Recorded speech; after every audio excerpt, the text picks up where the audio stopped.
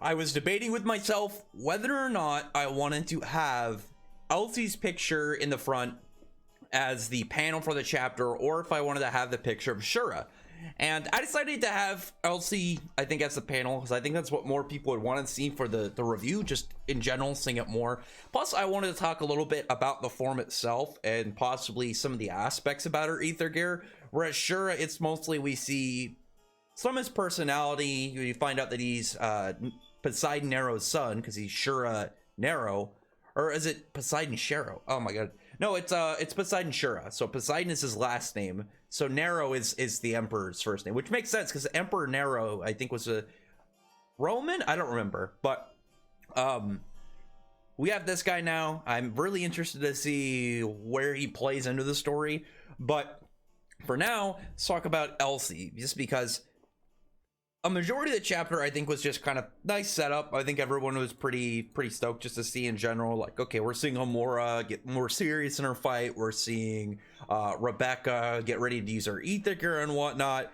There's nothing that crazy. It's, again, mostly a setup, but I like that the setup part of this chapter was laid well into the aspects of giving us Elsie and Shura. Like, there's the fight setup that we already knew was happening. Okay, cool. Like, we already know this is gonna go down. We already know, for the most part, like, I think everyone's gonna assume that that the main cast is gonna win without a lot of resistance. Like, I only really saw the amount of difficulty that they're gonna need is that they're gonna have to pretty much pull out their big moves, just because I don't think that it would be really that feasible, like, for them to be too much stronger than the Eden Zero crew, because these are the first enemies. I've mentioned that before. These are the first guys that they're going up against, so it's like they have to just be a threat. They don't have to be like some big giant obstacle. These are the first guys of Nero's army that they have to come across. So again, like, it's just, oh, Shiki fighting Orc just had to use his overdrive, which again, that's his power-up form, and then Ether Breaker, as far as we know, that's his strongest move. But it's not like he had to have that, like, 100% of everything. He barely, got the fight with the skin of his teeth. It's like, no, he went overdrive, fucking dominated the living hell out of Orc, just mauled him.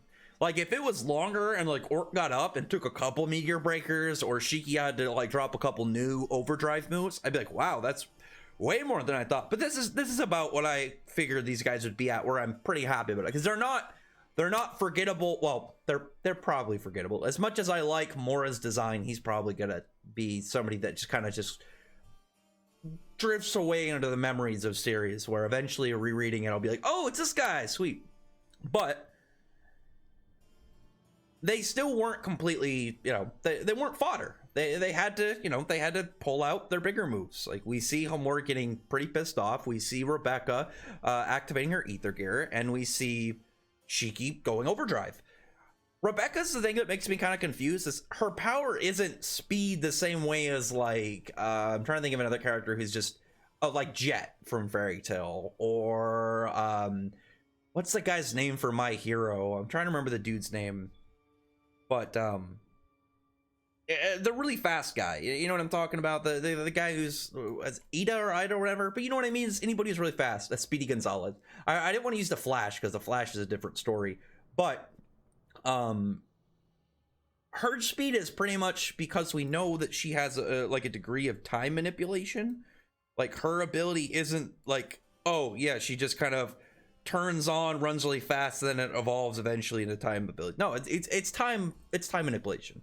Is it? Oh my god, I can't remember if it's Reverse Flash or if it's Dr. Zoom or who, but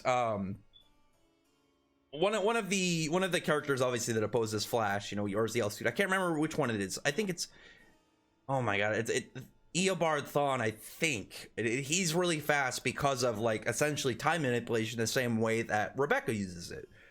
If I'm correct, if there's a comment guy who's going to correct me, just don't be too aggressive on it. Just know that I'm hopefully close.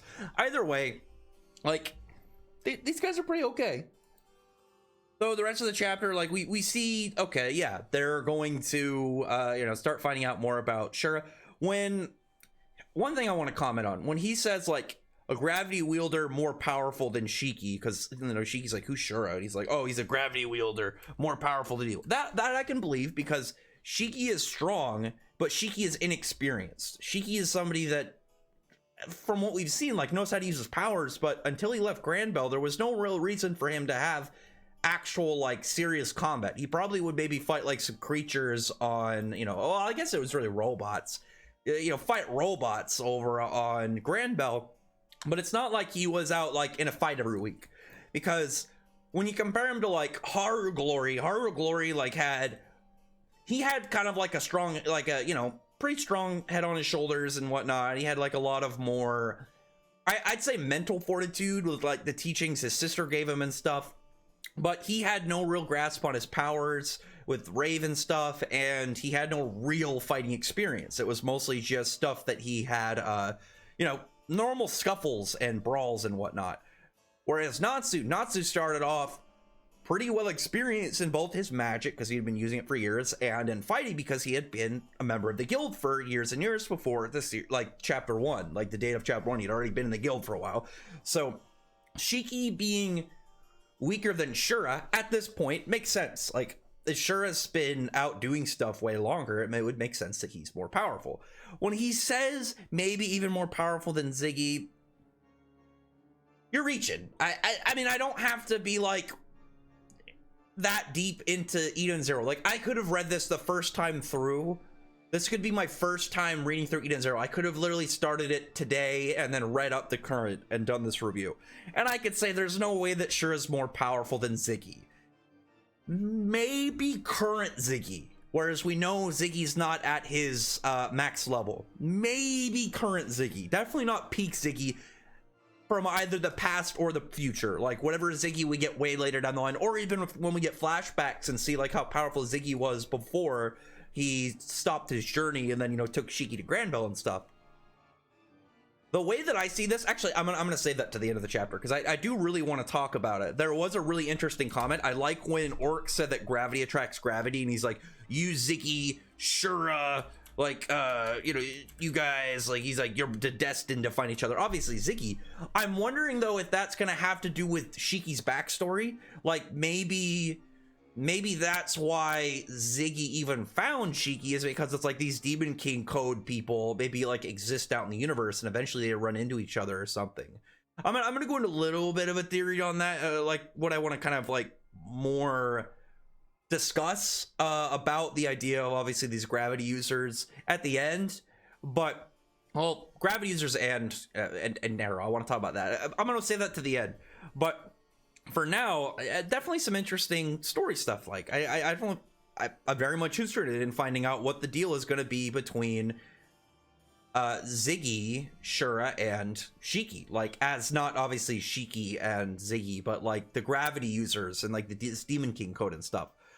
Because there wasn't anyone really kind of in that same spot for Haru. Natsu's was kind of like, you know, you look at other Dragon Slayers, but it's not like Gajeel showing, like, when Gajeel first was mentioned, it's not like he had some giant, real, looming over question about them in the same manner. Because it's like, what's up with these Demon King code people? Why are there multiple of them? How is there, you know, how are they, you know, how many are there, rather? And what's going to happen when they eventually group up?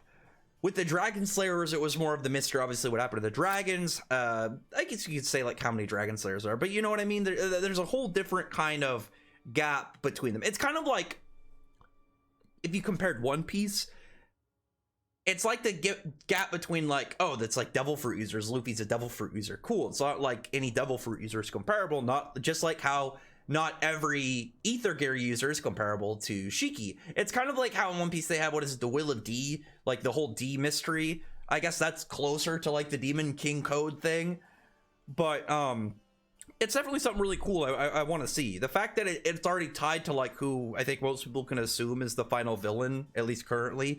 Ziggy. I mean, he was compared by Mishima up there with Zareth and Lucia. Maybe it doesn't mean he's the final villain, but he's probably going to be the most impactful and like important one. But we just find out a little bit more as well about the what is it, the big fancy virus that Ziggy has put around, because I thought it would be more of kind of like some digital, like floating around in digital ether, kind of like how Digitalis is. But he essentially set up like this big satellite server that corrupts robots that get within the vicinity. I think that's still really cool. I got fingers crossed, hoping that the virus relates to why he's evil now and why he's bad, or something to do with his backstory of why he's doing what he's doing now. But why is this going to be the one to go and deal with it? Makes sense, because Hermit can get close to it. Wise is somebody we know is Ether Gear. Like, they're not going to destroy it, because that would only stop the problem. It wouldn't reverse anything that any robots that's already affected. That's why they're going to send in Wise to do it. Wise isn't going to get altered. He's not going to get corrupted by the virus, and he can go in, use Machine Maker to redesign the machine. And we know he's intelligent. Like, he's already like tinkering smart. Like, he's already smart from the idea of, like, you know, he can pretty much, you know, reconstruct these machines. So he has to have an understanding of them. But I've mentioned before, I think his intelligence currently is kind of more of like how you can have you have somebody who's like a master at cars. It's not the same as like being like a rocket scientist, but it's still like a master of their craft, and they're still really skilled and intelligent at their field. Whereas like Old Man Wise is like that plus a genius in whatever field he touches, you know? It's just the gaps in between what are they covering versus what, you know, what exactly are their limitations of what they can do. Meanwhile, like, the stuff with Rebecca and Homura, cool. I like that. I mean, there's nothing really to kind of go off about that other than they're prepping up getting serious. I did obviously want to talk about Elsie's ability. Elsie's ether gear star drain gives her the power to like absorb the natural ether from whatever planet she's on and gain like a power. I'm wondering how exactly it works in terms of the results. Is what is like the power and armor she gets, or like I guess it's more of an outfit instead of an armor, is the, you know, mode she gets in the ability dependent on the planet, or is it like the level is dependent on what, like the level that she has access when she uses it maybe is dependent on where she's fighting? And as well as I'm wondering if she can use it on other people, because if it's ether, like, is it only ether planets? Is it just like raw ether, or is it like the limitations and questions of it is, you know, the big mystery.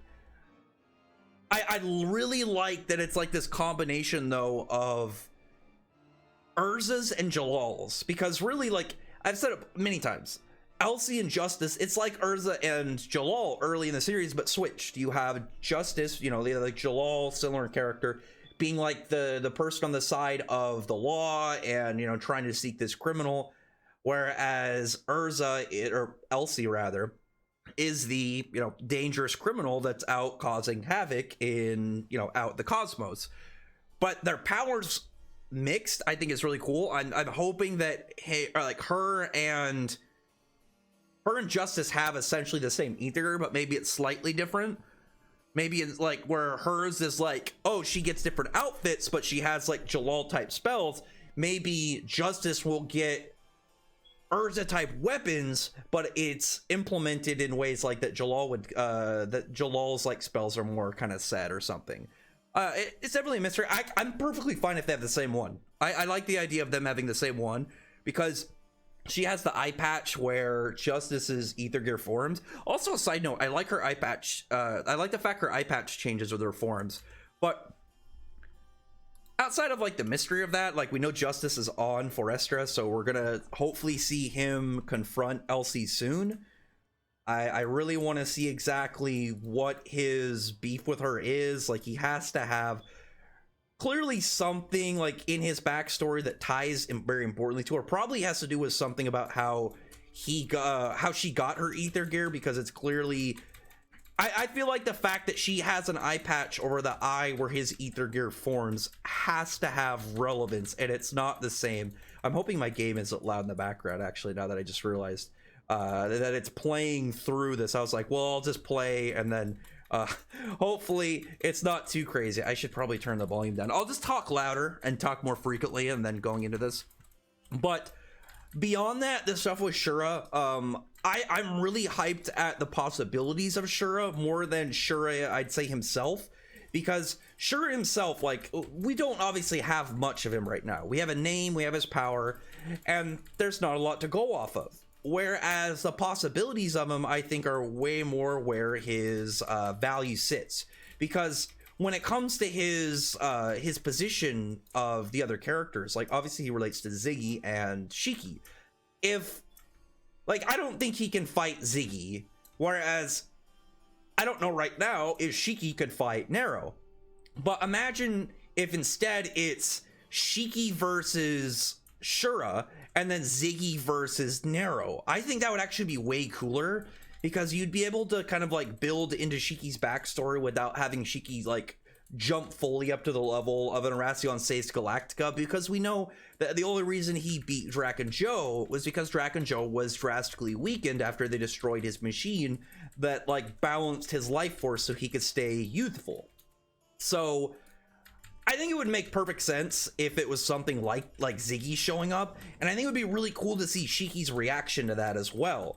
So once we get further into this, like, I'm still hoping there's more Demon King codes than just the 3 of them, because if there's just the 3 of them, it'll be really weird for Shura to be the odd man out, because you have the main character, his grandfather and mentor, and then like some villain from like what is essentially the second big arc of the series, because like maybe not the second big arc really, because I think the Sun Jewel is pretty big, but I mean like the first big thing when they leave the Aoi Cosmos, and probably going to be the first full like display we see of a Horacion Sace Galactica, like, because like I said, like Draken Joe was horrendously weakened when he fought. So a lot of hype coming up, a lot of potential. I don't think we'll see, like I said, if there's a fight between Shura and Shiki and then Nero and Ziggy, there's no way we would see that soon. Like, that would be the end of the arc. And I would guess this arc is going to be at least like 40 or so chapters. I would assume it's going to be as long, if not slightly longer, than the whole Draken Joe arc. And I wouldn't even really consider this part to be, I don't know, in connection to it, because right now I think we're still just kind of like in the transition opening period of it. Kind of like how Fairy Tail Tartarus, you had the Sun Village, and then you had Avatar going to Alvarez. I mean, I'm sure you could, you know, poke at a lot of different series like that, you know, those tiny mini arcs that go right before like a really big part, or it's just like, yeah, the previous part was just to set stuff up and like, you know, show off some character abilities and whatnot. So I'm really hyped to see just in general what's to come. I think that Nero having a son, especially Shiki's age, is like a really interesting twist. I didn't expect that at all. That is definitely one thing I didn't think of when it was like, I figured it would be like Shura would be like the right hand of Nero. It'd be again, I'm gonna use another Fairy Tail reference. It's like how Phantom Lord had Josei, who was way more powerful than everybody else in his guild, but then his right hand was Gajil, and then you had Gajil as like Natsu's main enemy in that arc, and then instead of it being like Josei being the big boss for Natsu, it was actually Makarov's big enemy that he had to fight.